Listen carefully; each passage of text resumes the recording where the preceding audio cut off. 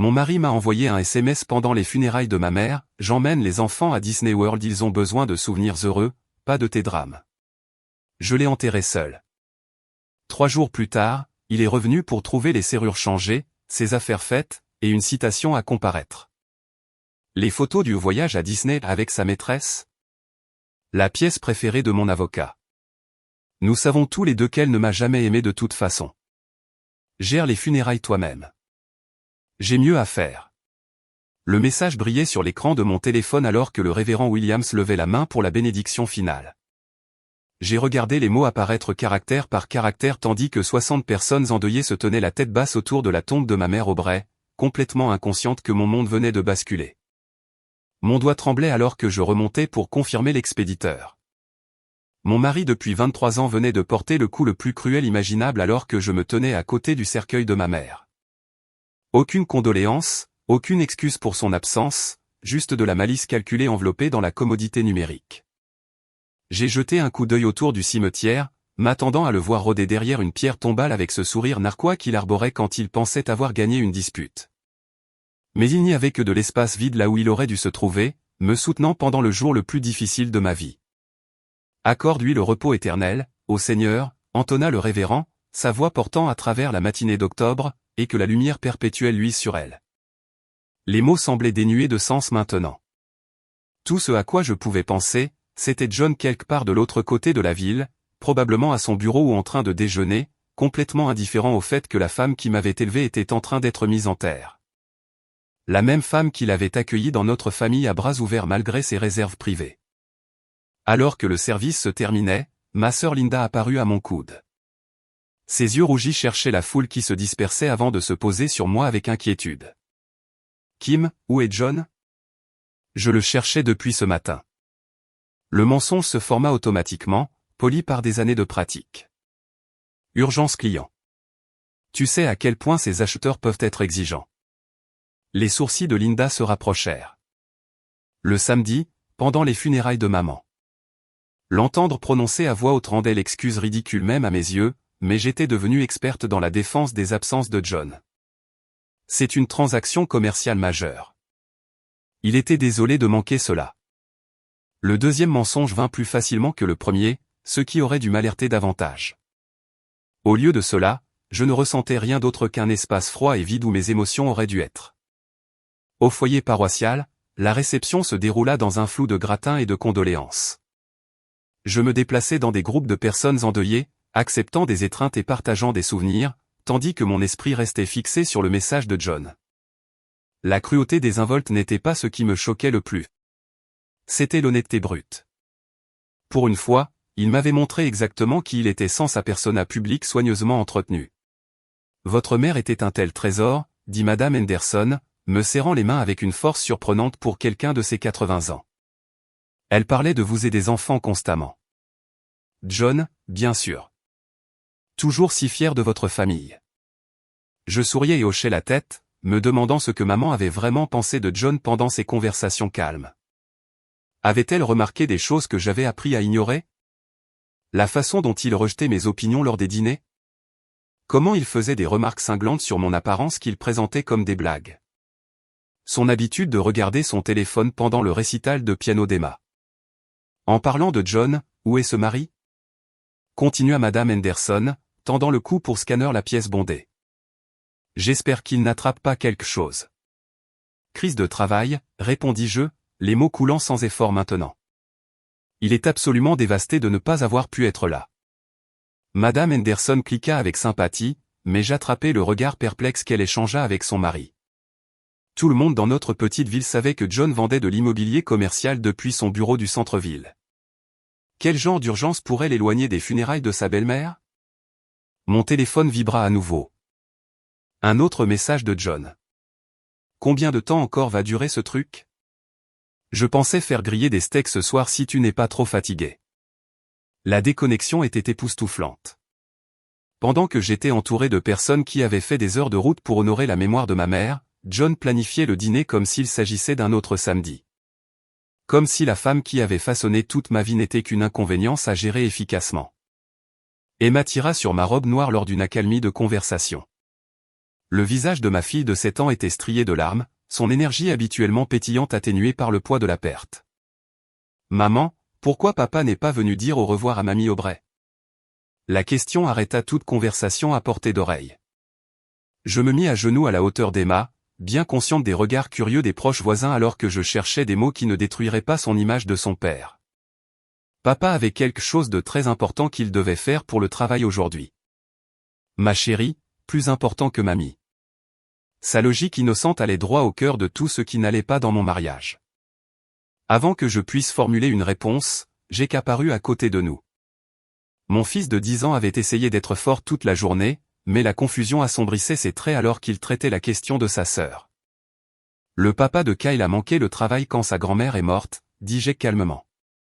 Il a dit, certaines choses sont plus importantes que de gagner de l'argent.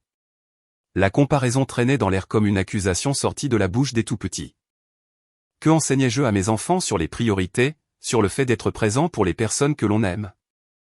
Sur ce que signifiait réellement l'engagement? Nous en discuterons plus tard, dis-je immédiatement, regrettant la façon dont j'avais sonné d'une manière dédaigneuse. Mais comment pouvais-je expliquer quelque chose que je ne comprenais pas moi-même? Pendant un moment calme, Linda me prit à part près de la station de café. Son expression était grave alors qu'elle jetait un coup d'œil autour d'elle pour s'assurer que nous ne serions pas entendus. Kim, il y a quelque chose que je dois te dire. J'ai hésité à en parler aujourd'hui, mais après que John n'ait pas montré le bout de son nez. Elle s'arrêta, luttant visiblement avec ses mots. Je l'ai vu mardi soir à Romano's, mon sang se glaça. Romano's était ce restaurant italien chic du centre-ville que John avait toujours rejeté comme étant trop cher et prétentieux chaque fois que j'avais suggéré d'y célébrer notre anniversaire. Il n'était pas seul, continua Linda, sa voix tombant à peine au-dessus d'un murmure. Il y avait une femme avec lui. Jeune blonde, très jolie. Ils ne discutaient pas d'affaires, Kim. Ils se tenaient la main à travers la table. La tasse de café glissa de mes doigts engourdis, se brisant contre le sol en linoléum dans une explosion de céramique et de liquide brun. Plusieurs personnes se précipitèrent avec des serviettes et des voix inquiètes, mais je ne ressentis guère leur aide.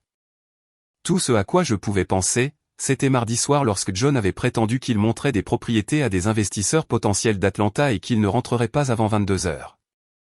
Êtes-vous absolument certaine que c'était lui? Demandai-je, bien que mon instinct connaissait déjà la réponse. Linda hocha solennellement la tête. Je suis sûr. J'ai failli aller dire bonjour, mais quelque chose dans toute la scène semblait faux. La façon dont ils se regardaient, riant ensemble. Elle n'avait pas besoin de finir la phrase. Alors que les dames de l'église nettoyaient le désordre autour de mes pieds, j'ai senti les dernières pièces de mon déni s'effriter. Les nuits tardives qui étaient devenues la routine au cours des 6 derniers mois, le nouveau parfum de designer qui apparaissait dans notre salle de bain sans explication. L'intérêt soudain pour refaire de l'exercice après des années de promesses non tenues. La façon dont il était devenu de plus en plus critique envers tout ce que je faisais, comme s'il construisait un dossier contre moi. Mon téléphone vibra avec encore un autre message. D'ailleurs, ne m'attends pas. Je rencontre des clients pour boire un verre après le dîner. Probablement tard. Le schéma était si évident maintenant que je me demandais comment j'avais bien pu le manquer si longtemps. Ou peut-être que je ne l'avais pas manqué. Peut-être que j'avais simplement choisi de ne pas le voir parce qu'admettre la vérité m'aurait obligé à faire des changements pour lesquels je n'étais pas prête. Ce soir-là, après avoir couché Emma et Jake dans la maison de maman, je me suis retrouvé seul dans ma chambre d'enfance. Le même papier peint décoloré, le même siège de fenêtre où j'avais passé d'innombrables heures à lire et à rêver de mon avenir. À l'époque où je croyais que le mariage signifiait partenariat, quand je pensais que l'amour signifiait être présent l'un pour l'autre dans les moments difficiles. J'ai sorti mon téléphone et relu les messages de John une dernière fois. Le rejet sans cœur de la mort de ma mère. La demande désinvolte de plan de dîner. L'excuse pratique pour une autre nuit tardive. 3 SMS qui racontaient l'histoire de mon mariage plus clairement que 23 ans d'efforts pour le faire fonctionner. Dans cette pièce où ma mère m'avait appris à être forte, où elle m'avait montré par son propre exemple qu'une femme pouvait survivre à tout ce que la vie lui réservait, j'ai finalement compris ce que je devais faire. John avait choisi ce jour pour me montrer exactement qui il était. À partir de maintenant, je le croirais. La femme qui avait passé des décennies à trouver des excuses au comportement de son mari mourut ce jour-là aux côtés de sa mère. Demain, je commencerais à devenir quelqu'un d'autre entièrement, quelqu'un dont ma mère serait fière. 3 jours après les funérailles, John annonça sa brillante solution au chagrin de notre famille. Les enfants ont besoin d'une distraction, dit-il, levant à peine les yeux de son téléphone au petit déjeuner. Je les emmène à Disney World pour une semaine. Du temps de famille pour les aider à digérer tout ça. Le visage d'Emma s'illumina pour la première fois depuis la perte de sa grand-mère. Vraiment, papa? On va voir Mickey Mouse. C'est ça, princesse. Juste toi, moi et Jake. Un voyage guérisseur pour notre famille. Il me regarda enfin avec ses yeux préoccupés habituels. Tu as besoin de te reposer aussi, Kim. Tu as traversé tellement de choses. Je hochai la tête et souris, jouant l'épouse reconnaissante pendant que mon estomac se retournait. Depuis quand John se porte-t-il volontaire pour être parent solo? Depuis quand se soucie-t-il du traitement émotionnel des enfants? Mais Emma et Jake étaient tellement excités que je ne pouvais me résoudre à questionner ses motivations à voix haute. Ils partirent jeudi matin avec des oreilles de Mickey Mouse assorties et assez de bagages pour un mois. John m'embrassa la joue à la porte avec une tendresse théâtrale. Prends soin de toi pendant notre absence. Peut-être voir les copines. Fais-toi masser. Tout ce dont tu as besoin. La maison semblait différente dès que leur voiture disparut dans la rue. Pas vide, libérée. Pour la première fois depuis des mois, je pouvais penser clairement sans gérer constamment les humeurs de John ou anticiper ses critiques. Je commençais dans son bureau à domicile cet après-midi-là, initialement juste à la recherche des papiers d'assurance que l'avocat de maman avait demandé. Mais les relevés de cartes de crédit étalés sur son bureau racontaient une histoire bien différente de celle du mari en deuil qu'il avait joué. Romano's Italian Bistro apparaissait 6 fois au cours des 3 derniers mois. Toujours les soirs où John prétendait montrer des propriétés ou rencontrer des investisseurs.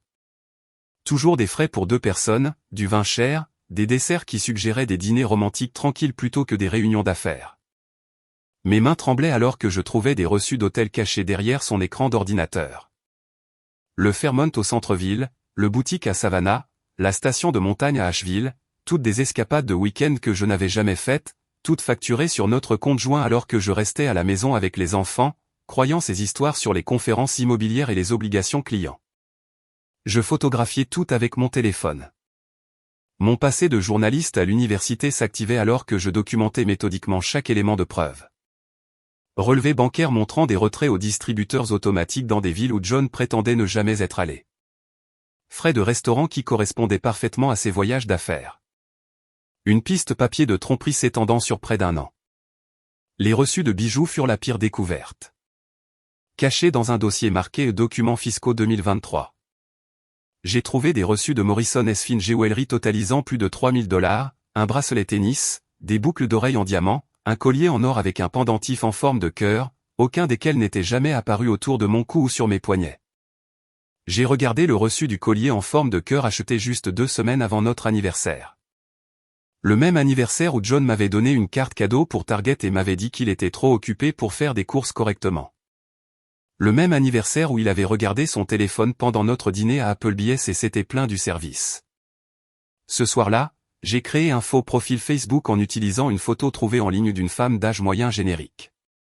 Le genre de profil qui ne soulèverait aucun soupçon si quelqu'un le vérifiait négligemment. En quelques heures, j'ai localisé la page de la société immobilière de John et j'ai commencé à suivre les miettes numériques. Sa partenaire commerciale, Lily Chin, avait un compte Instagram actif rempli de photos professionnelles et de contenus lifestyle soigneusement organisés. En parcourant ses publications récentes, je les ai trouvées. Des photos de la station de montagne d'Asheville que j'avais vues sur le reçu d'hôtel.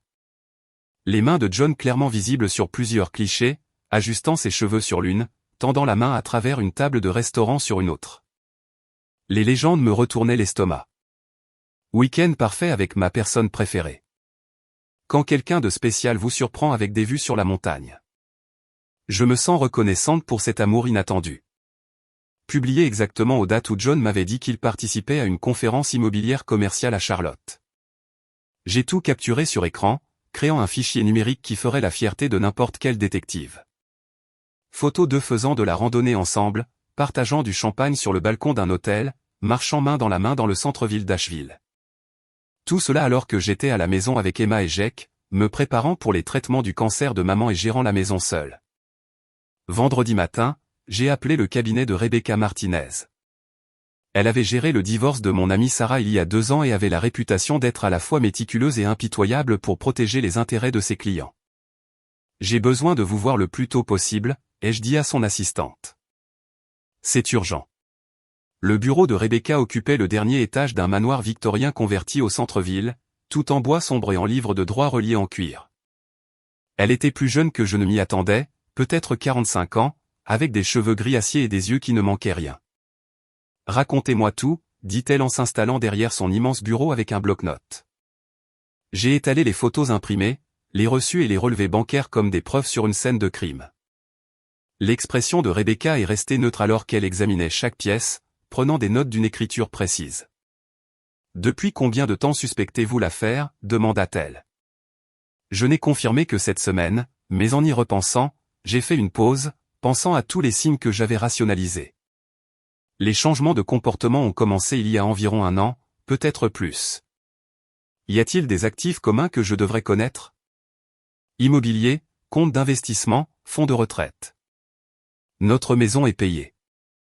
Nous avons des économies, son 401K, les fonds universitaires des enfants. J'ai sorti un dossier que j'avais préparé. Tout est documenté ici. Rebecca a souri pour la première fois depuis mon arrivée. Vous avez fait un excellent travail préliminaire, Kimberly. La plupart des clients viennent ici avec rien que des soupçons et des sentiments blessés. Vous m'avez apporté une feuille de route. Elle a expliqué le processus avec une précision clinique. Déclaration d'urgence de garde, stratégie de protection d'actifs, procédure de divorce basée sur la faute, termes que je n'avais jamais imaginé appliquer à ma propre vie sont soudainement devenus un vocabulaire essentiel. Le calendrier est parfait, dit-elle. Avec 8 heures de la ville, nous pouvons tout préparer sans éveiller les soupçons. Quand il reviendra, nous serons prêts à agir de manière décisive. Ce soir-là, j'ai appelé Linda et lui ai demandé de venir. Ensuite, j'ai envoyé un SMS à mes 2 amies les plus proches, Maria et Jennifer, en leur demandant de nous rejoindre.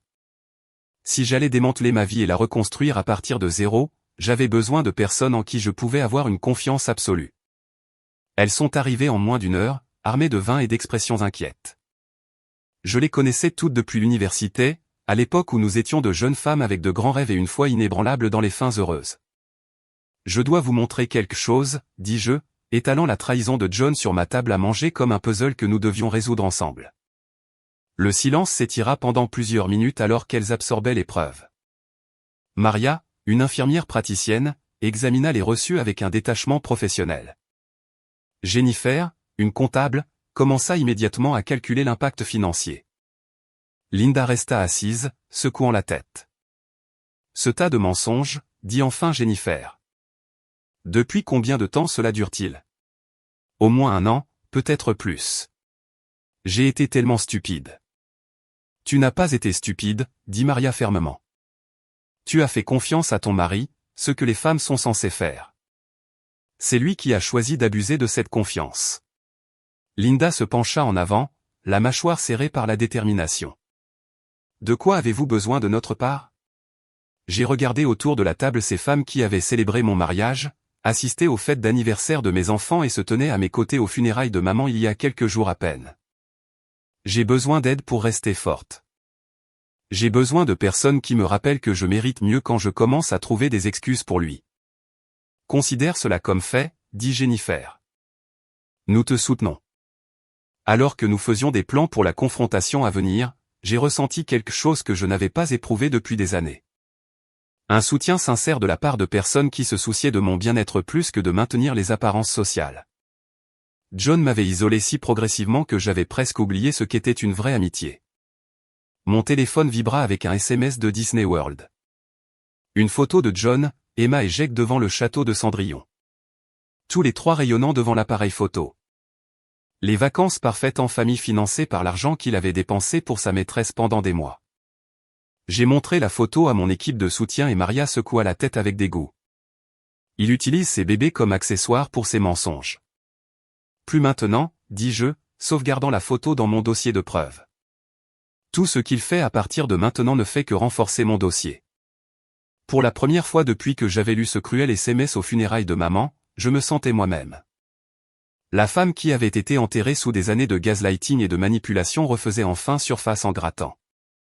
John pensait être si malin en emmenant les enfants pour se donner de l'espace pour manœuvrer.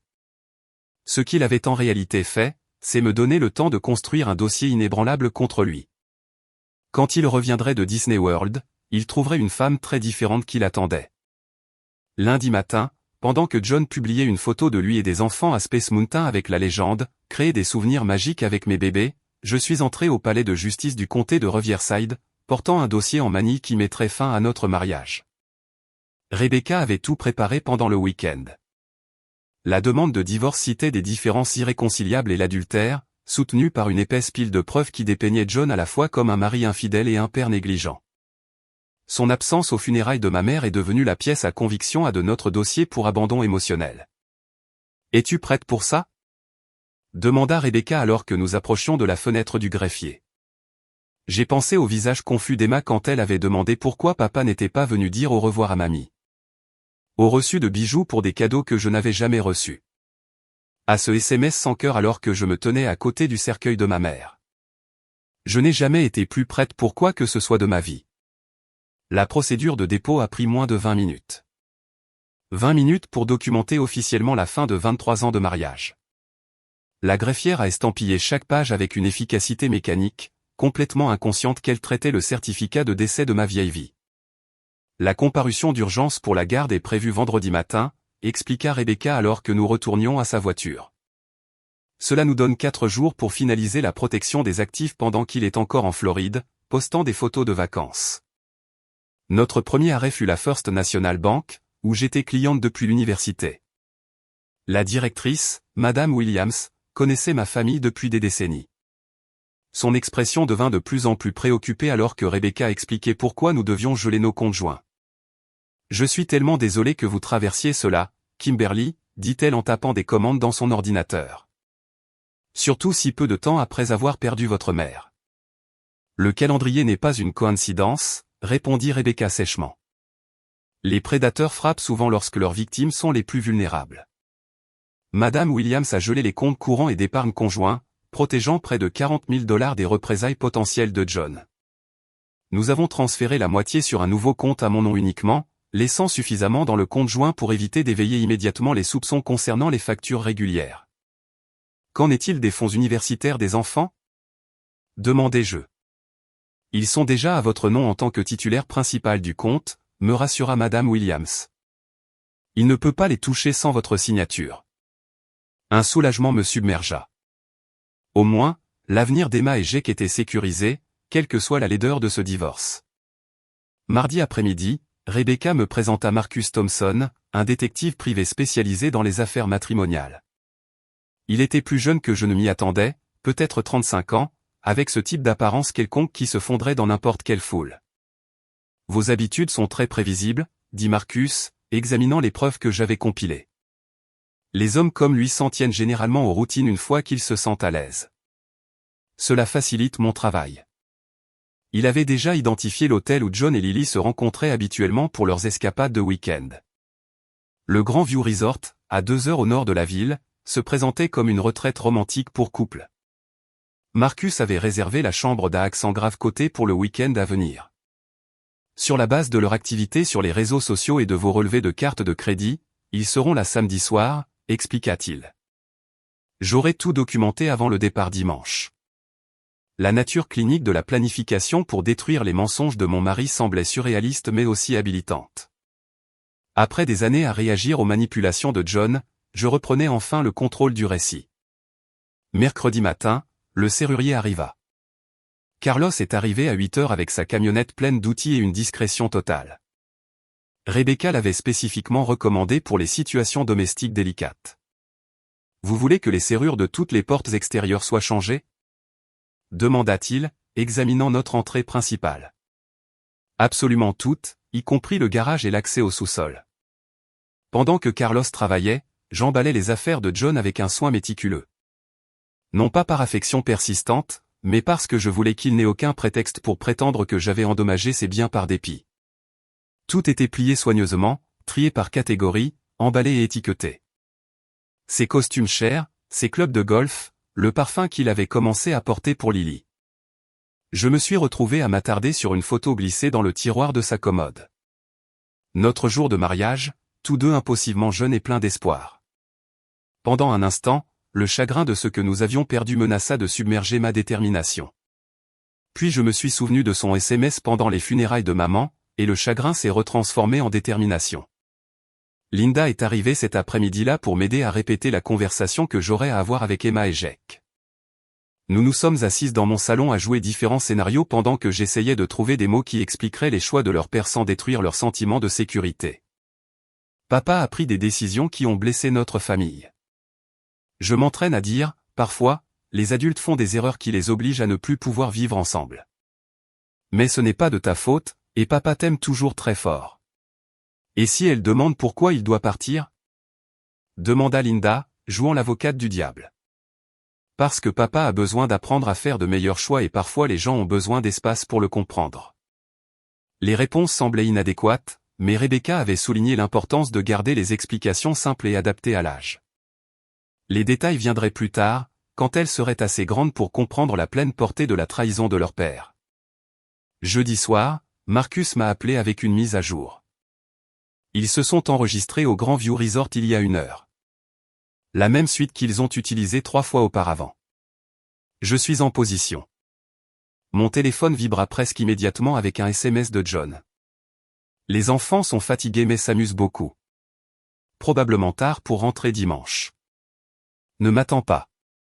Le mensonge désinvolte sortait si facilement de sa bouche, même sous forme de texte.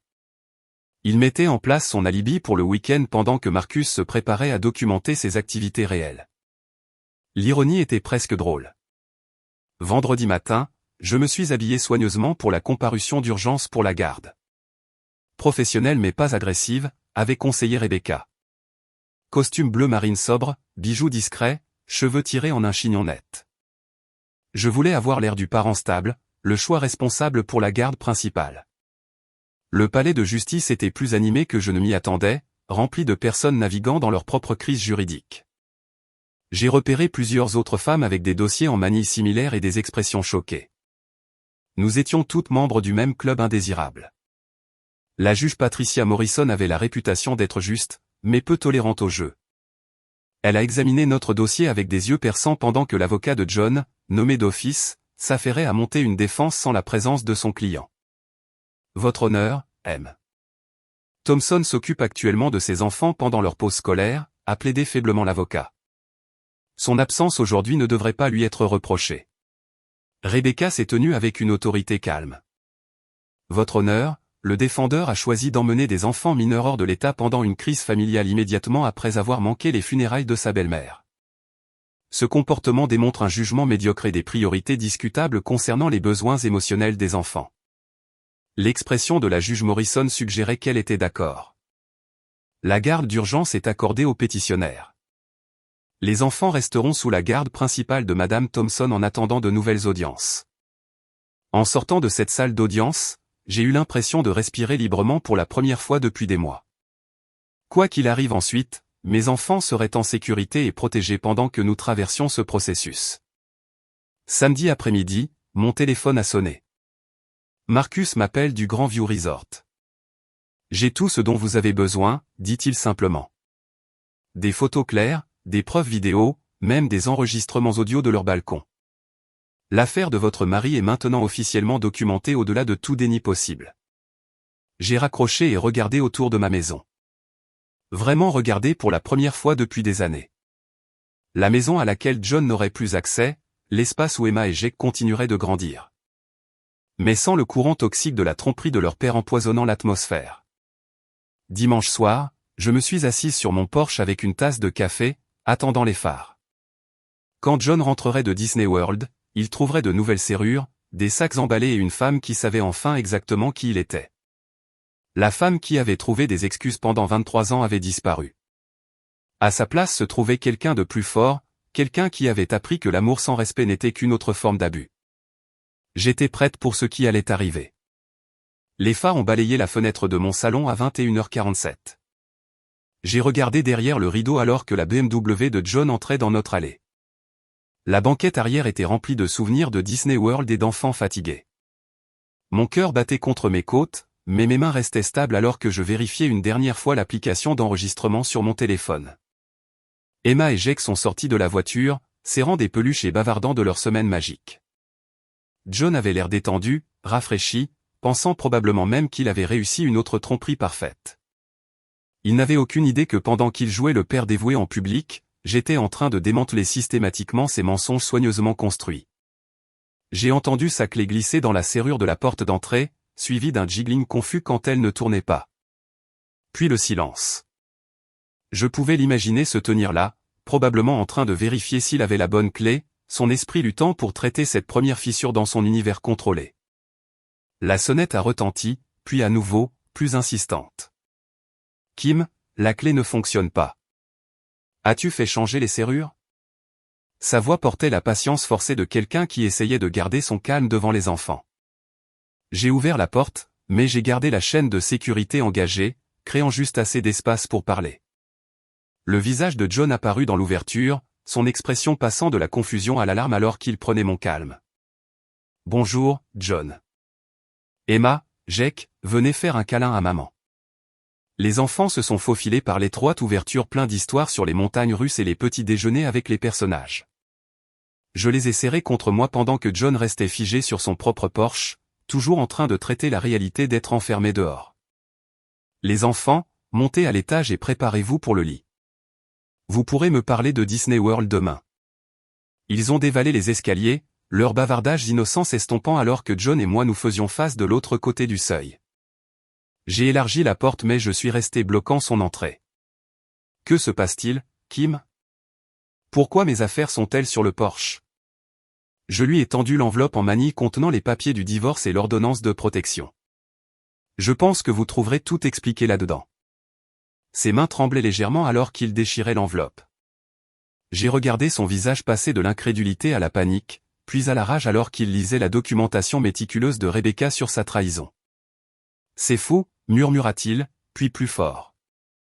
C'est complètement fou. Tu ne peux pas juste me mettre dehors de ma propre maison. Si, je peux. L'ordonnance de garde d'urgence me donne la possession temporaire de la maison conjugale. Vous devrez trouver un autre endroit où rester. Kim, écoute-moi. Sa voix prit ce ton manipulateur que j'avais appris à reconnaître au fil des ans. Je sais que tu es bouleversé par les funérailles, mais c'est une réaction excessive. Nous pouvons surmonter cela. Pouvons-nous surmonter Romano's Italian Bistro? Pouvons-nous surmonter le Grand View Resort? Pouvons-nous surmonter les $3000 de bijoux que tu as achetés pour une autre femme? La couleur quitta son visage. Comment as-tu découvert, John? Tu documentes ton affaire sur notre carte de crédit commune depuis des mois. Pensais-tu vraiment que je ne le remarquerais jamais? Il s'est rapproché, son charme remplacé par le désespoir. Quoi que tu penses, tu sais, tu te trompes. Lily est une partenaire commerciale. C'était des dîners clients, des voyages d'affaires.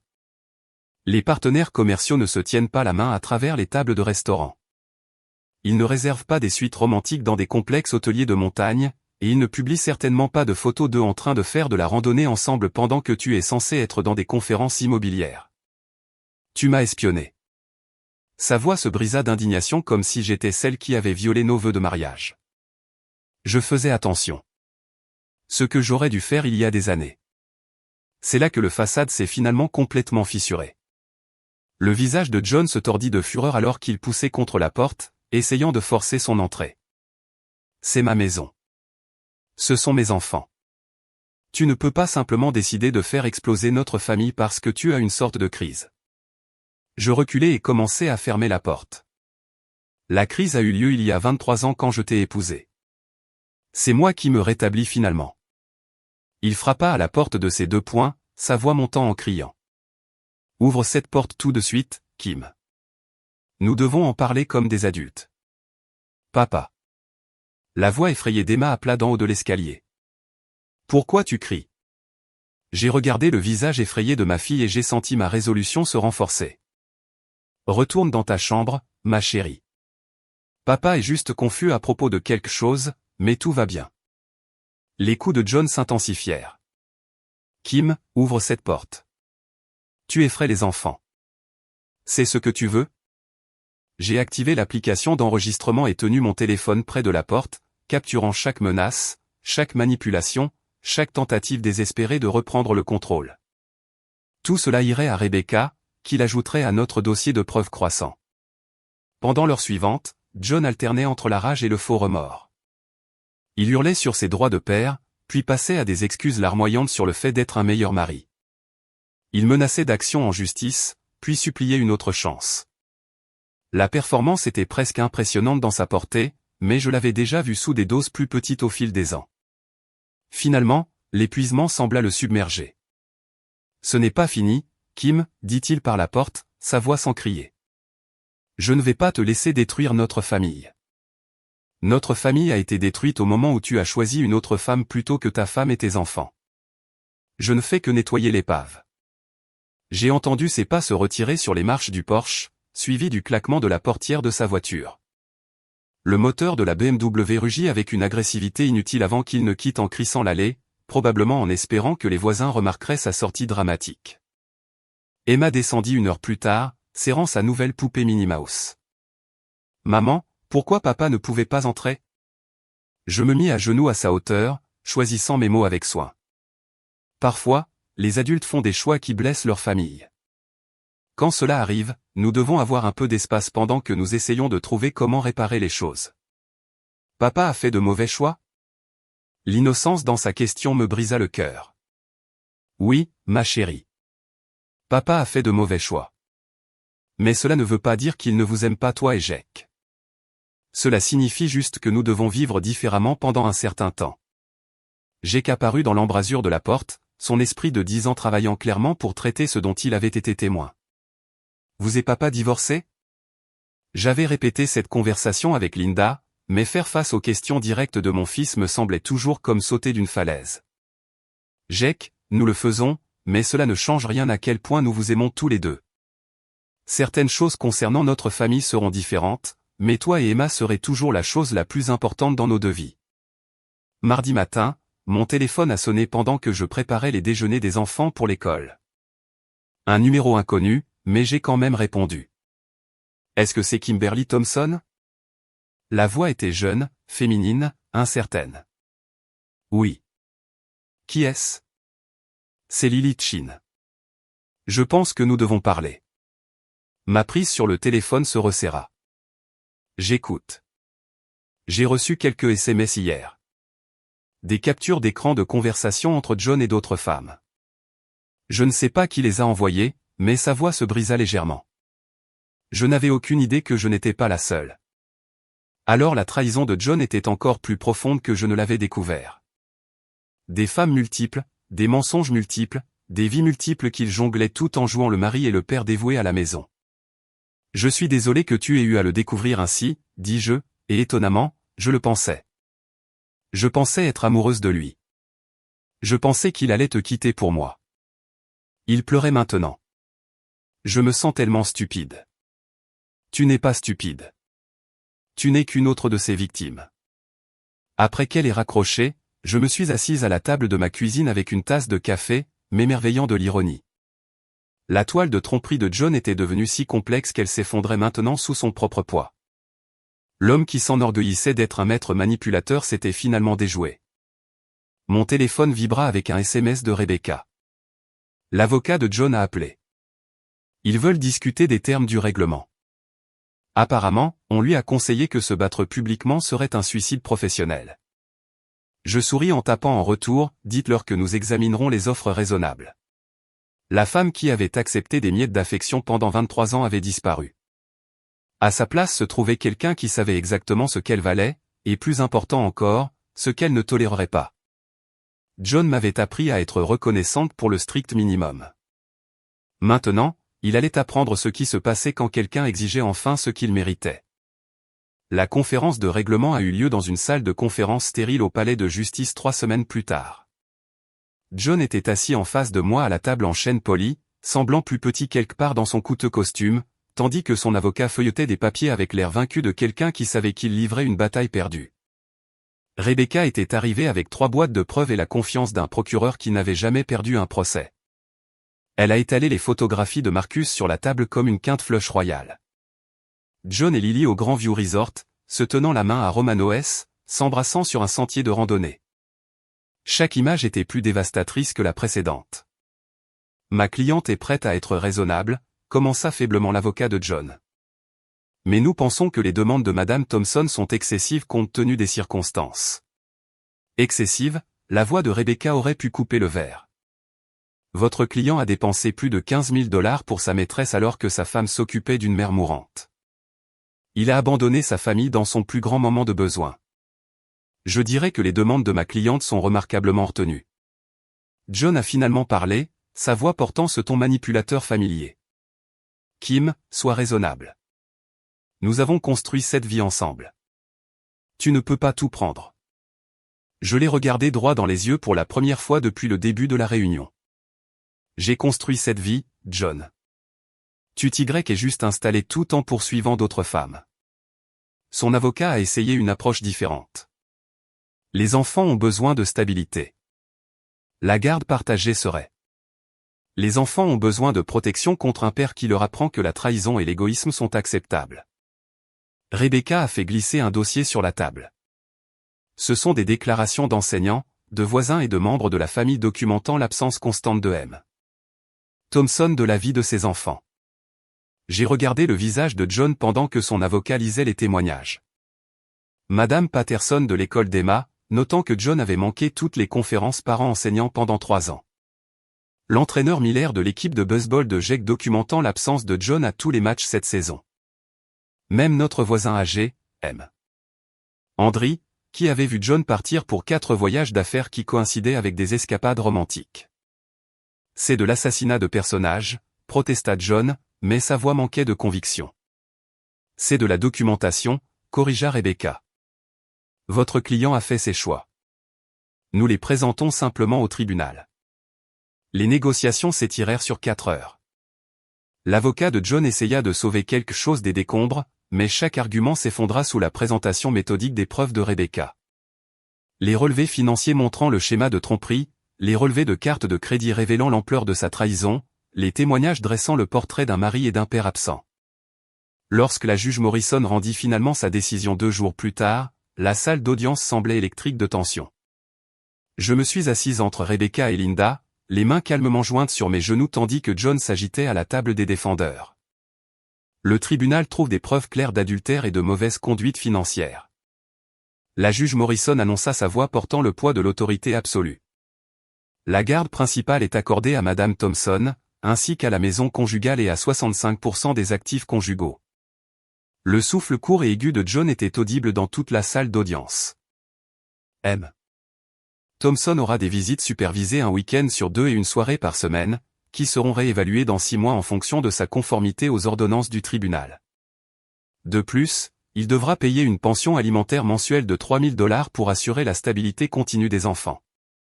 J'ai ressenti un étrange mélange de soulagement et de tristesse alors que le verdict tombait.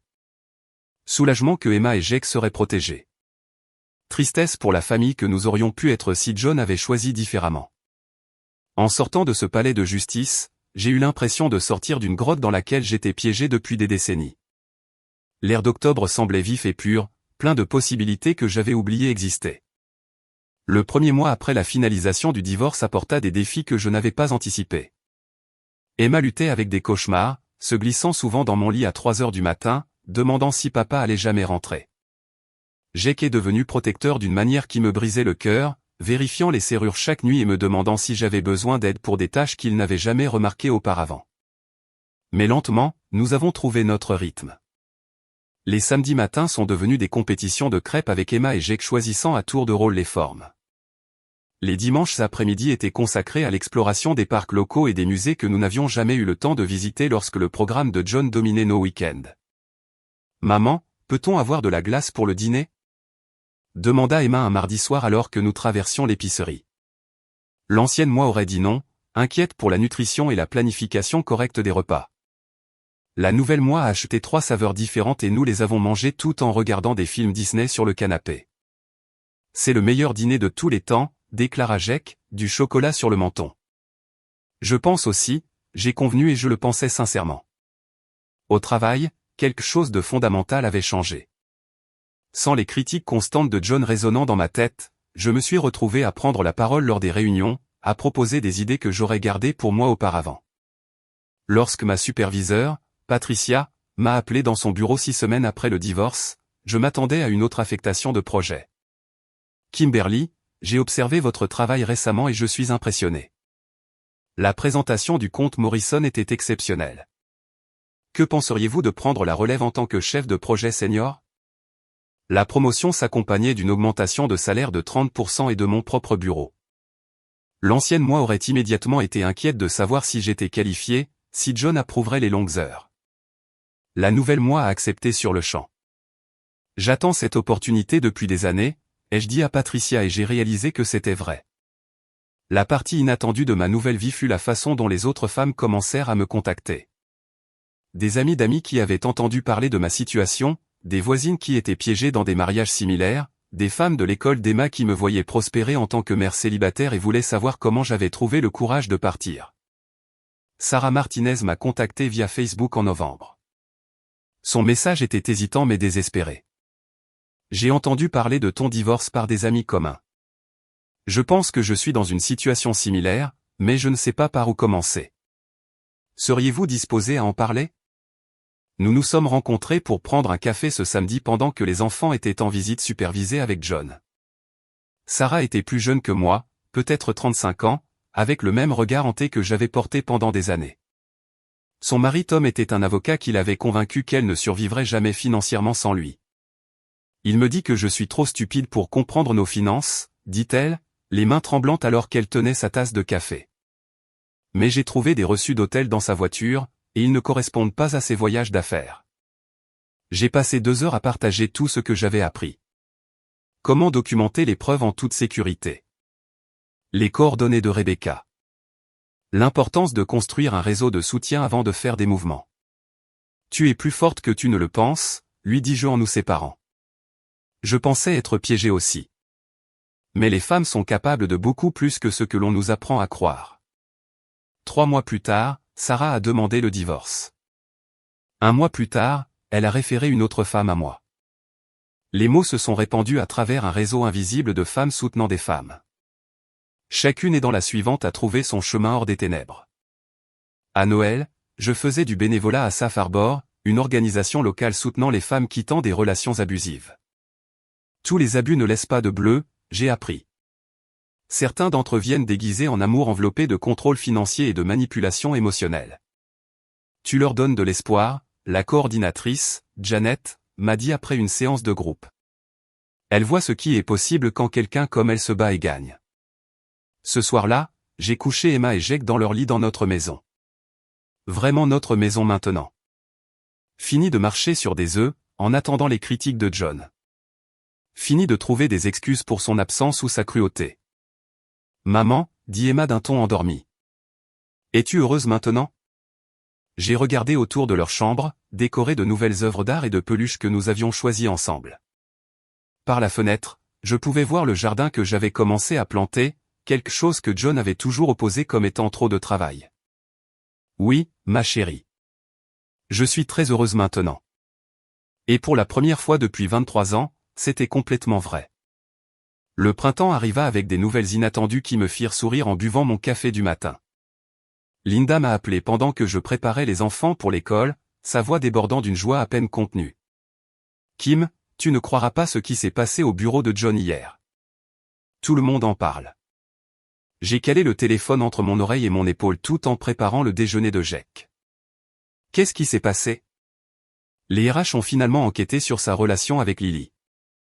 Apparemment, quelqu'un leur a envoyé anonymement des copies de toutes ces photos romantiques que Marcus a prises, plus la preuve que John utilisait les ressources de l'entreprise pour des voyages personnels. Ils l'ont rétrogradé au poste d'associé junior et ont déplacé son bureau au sous-sol. L'ironie était délicieuse. John, qui avait toujours été obsédé par son image professionnelle et sa vue sur le bureau d'angle, relégué au sous-sol sans fenêtre du bâtiment comme le serpent qu'il avait toujours été. Il y a plus, continua Linda. 3 autres femmes de son bureau se sont manifestées concernant des avances inappropriées. Les partenaires sont furieux. On dit qu'on va lui demander de démissionner d'ici 1 mois. J'ai ressenti une brève pointe de quelque chose qui aurait pu être de la sympathie, puis je me suis souvenu de son SMS pendant les funérailles de maman. Certaines personnes créent leurs propres conséquences. Cet après-midi-là, le docteur Sarah Chin, heureusement pas apparenté à Lily, m'a souri de l'autre côté de son bureau pendant qu'Emma dessinait tranquillement dans un coin. Nous venons en thérapie familiale depuis 4 mois maintenant, et les changements en nous tous ont été remarquables. Emma, peux-tu me dire comment tu t'es sentie pendant la visite de papa le week-end dernier? Demanda doucement le docteur Chin. Emma leva les yeux de son dessin de notre maison, notant de manière significative seulement 3 silhouettes bâtons dans la cour avant. Papa semble triste tout le temps maintenant. Il continue de demander si maman parle de lui, mais je lui ai dit que nous sommes trop occupés à nous amuser pour parler de choses tristes. Jake, étalé sur le canapé avec un livre, ajouta sans lever les yeux. Il a promis de nous emmener au parc d'attractions 3 fois, mais nous nous sommes juste assis dans son appartement à regarder la télévision. Les vrais papas font ce qu'ils promettent. La sagesse des enfants ne cessait de m'étonner. Ils apprenaient à reconnaître l'amour fiable par opposition aux promesses vides, une leçon que j'avais mis 41 ans à maîtriser. Comment cela te fait-il sentir par rapport à ton papa? Demanda le docteur Chin. Je l'aime toujours, dit Emma d'un ton détaché. Mais il ne me manque pas d'être à notre maison. Il faisait pleurer maman quand il pensait que nous ne regardions pas. Les yeux du docteur Chen rencontrèrent les miens avec approbation. Les enfants traitaient l'absence de leur père de manière saine, comprenant que l'amour ne nécessitait pas l'acceptation d'un comportement nuisible. Ce soir-là, j'ai étudié mon reflet dans le miroir de la salle de bain et j'ai à peine reconnu la femme qui me regardait en retour. Quelque part entre les procédures de divorce et la construction de notre nouvelle vie. J'avais perdu 13 kilos sans même essayer. Le poids du stress qui s'était accumulé pendant des années à marcher sur des œufs avait fondu, remplacé par l'énergie naturelle qui vient du fait de vivre authentiquement. Mes cheveux étaient plus longs maintenant, un style que John avait toujours critiqué comme impraticable. Mes vêtements étaient plus brillants, choisis pour la façon dont ils me faisaient me sentir plutôt que pour éviter ses commentaires. Même ma posture était différente, plus droite, plus confiante, comme si j'avais enfin rappelé que je méritais de prendre ma place dans le monde. « Maman, tu es jolie », dit Emma depuis l'embrasure de la porte, serrant son lapin en peluche. « Merci, ma chérie. Comment te sens-tu par rapport à maman qui sort avec ses amis ce soir ?» Emma y réfléchit sérieusement. « Tu souris plus quand tu sors sans nous parfois. Linda est venue me chercher à 19h pour ce qu'elle insistait pour appeler une soirée entre filles, bien que nous soyons toutes bien au-delà de la quarantaine. Maria et Jennifer nous ont rejoints dans le nouveau bar à vin du centre-ville où nous avions commencé à nous rencontrer mensuellement pour célébrer nos diverses victoires de vie. Alors, dit Jennifer après que nous ayons commandé, les yeux pétillants de malice. Quand vas-tu nous laisser te trouver un rendez-vous? J'ai presque étouffé avec mon vin. Je ne suis pas prête pour ça. Je suis encore en train de comprendre qui je suis sans John Kim. Maria dit doucement, cela fait 8 mois que le divorce est finalisé. Tu as reconstruit toute ta vie. Peut-être qu'il est temps d'envisager que tu pourrais être prête pour quelque chose de bien. La conversation continua autour de moi, mais mon esprit vagabonda vers la question que j'évitais. Étais-je prête? L'ancienne moi aurait dit non automatiquement, terrifiée à l'idée de faire une autre erreur. La nouvelle moi se demandait ce que je pourrais manquer en me fermant aux possibilités. 2 semaines plus tard, cette question devint urgente lorsque John apparut à ma porte sans avertissement. Je l'ai ouverte pour le trouver tenant un bouquet de roses, les roses chères de Morrison S. Floriste, pas les variétés de supermarché qu'il apportait habituellement quand il avait des ennuis. Kim, nous devons parler. Il avait clairement pratiqué ce discours. Je sais que j'ai fait des erreurs, mais j'ai suivi une thérapie. J'ai changé. Les enfants ont besoin de leur père, et nous étions bien ensemble autrefois. Je l'ai regardé, vraiment regardé, et j'ai vu un homme d'âge mûr essayant désespérément de retrouver une vie qu'il avait jetée. Les roses tremblaient légèrement dans ses mains, trahissant la nervosité qu'il essayait de cacher. John, les enfants ont des visites supervisées avec toi 2 fois par semaine. C'est tout le père dont ils ont besoin de ta part. Mais qu'en est-il de nous? Qu'en est-il de notre mariage? 23 ans doivent compter pour quelque chose. L'ancienne moi aurait pu vaciller, aurait pu se demander si j'étais trop dur. La nouvelle moi s'est souvenue de chaque nuit solitaire, de chaque excuse que j'avais trouvée pour son absence, de chaque fois qu'il avait choisi autre chose que sa famille. Ces 23 années m'ont appris ce que je n'accepterai plus. Tu m'as montré exactement qui tu es, et je t'ai finalement cru. Son expression passa de l'espoir à la colère en l'espace d'un battement de cœur. Tu fais une erreur, Kim. Tu penses que tu es mieux seul, mais tu ne le es pas. Tu réaliseras ça quand la nouveauté s'estompera et que tu seras coincé à être une mère célibataire pour toujours. Je préférerais être seul pour le reste de ma vie plutôt que de passer une journée de plus solitaire dans un mariage. Il a laissé les roses sur les marches de mon Porsche et est parti sans un autre mot. J'ai jeté les roses directement dans la poubelle, pétales et tout. 3 mois plus tard, j'ai rencontré Michael au marché fermier du centre-ville. Emma avait réclamé des fraises fraîches, et Jake voulait voir les chiens de sauvetage que les refuges locaux apportaient pour les événements d'adoption. Je jonglais avec des sacs de course et j'essayais de garder une trace des 2 enfants quand une voix douce a demandé si j'avais besoin d'aide. Ces sacs ont l'air lourds. Puis-je vous aider? Il était grand avec des yeux marrons gentils et des tempes grisonnantes, probablement proches de mon âge. Plus important encore, il s'adressait aux enfants comme des égaux, sans leur parler au-dessus de leur tête ou les ignorer complètement. C'est très gentil, mais nous gérons, dis-je automatiquement, puis je me suis reprise. Quand suis-je devenu si rapide à refuser l'aide? En fait, oui. Merci. Le kiosque aux fraises est juste là-bas.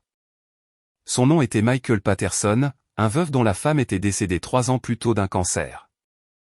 Il enseignait l'histoire au lycée et entraînait le basket-ball. Et sa propre fille adolescente était en visite chez des amis en Californie pour l'été. Sarah, ma femme, disait toujours que le marché fermier était son endroit préféré. Il m'a dit en marchant. Je viens toujours ici parfois juste pour me sentir proche d'elle. L'honnêteté dans sa voix m'a pris au dépourvu. Voici quelqu'un qui comprenait la perte, qui parlait de sa défunte femme avec amour plutôt qu'avec amertume. Nous avons fini par déjeuner au café du marché. Emma et Jake bavardant facilement avec cet inconnu qui écoutait leurs histoires sur l'école et les amis avec un intérêt sincère. Quand Jake a mentionné son équipe de baseball, le visage de Michael s'est illuminé. J'ai joué au baseball à l'université. Quel poste joues-tu? Alors que Jake se lançait dans une analyse détaillée de sa moyenne au bâton. J'ai regardé la patience et l'enthousiasme de Michael. Il ne faisait pas preuve de gentillesse. Il prenait sincèrement plaisir à parler à mon fils. Aimerais-tu dîner un jour? Demanda-t-il alors que nous nous apprêtions à partir. Je veux dire, tous.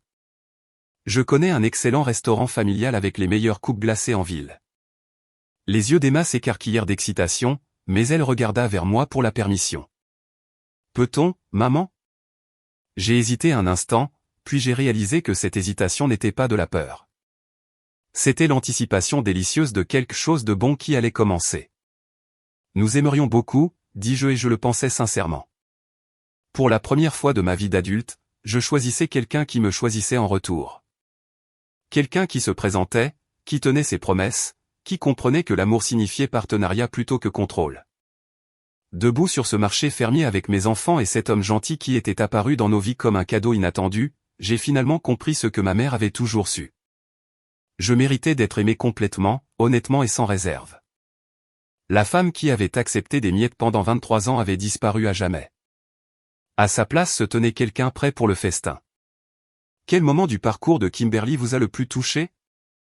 Était-ce le réveil aux funérailles de sa mère, la victoire au tribunal, ou le fait de retrouver l'amour?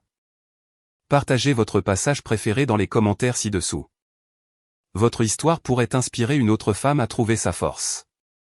Likez si cela vous a ému et abonnez-vous pour plus d'histoires de courage et de triomphe.